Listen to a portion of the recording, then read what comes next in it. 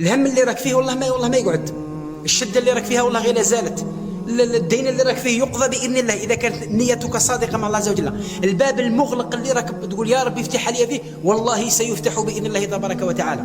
ولكن الانسان تكون عنده ثقه في الله عز وجل. يقول الشيخنا الشافعي رحمه الله عليه، يقول دع الايام تفعل ما تشاء وطب نفسا إذا حكم القضاء، ولا تجزع لحادثة الليالي فما لحوادث الدنيا بقاء، فلا فرح يدوم عليك ولا شدة ولا رخاء، وإذا كنت ذا قلب قنوع فأنت ومالك الدنيا سواء. والله هي الشدة والله ما تبقى، والله يا ربي غير فرج، لأن تعرفوا على راني نقول لكم والله، لأنه ربي وعدنا ووعد الله لا يخلف الله الميعاد، فإن مع العسر يسرا، إن مع العسر يسرا. ولكن احنا رانا عايشين في أوهام، واحد يخمم في المستقبل شيء يكون، واحد عنده قضية بعد عام منها هكا ويخمم فيها شيء. انت دخلك في المستقبل؟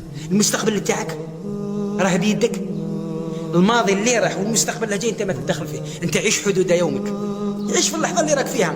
والله ممكن تموت الآن، في لحظة من اللحظات انتقل فلان ابن فلان إلى الدار الآخرة. الإنسان ما يفكرش في أشياء مازال ما جاتش.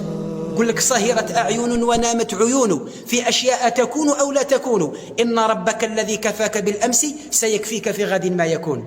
كيفاه اللي مضاري يرزقك مضاري يعطيك.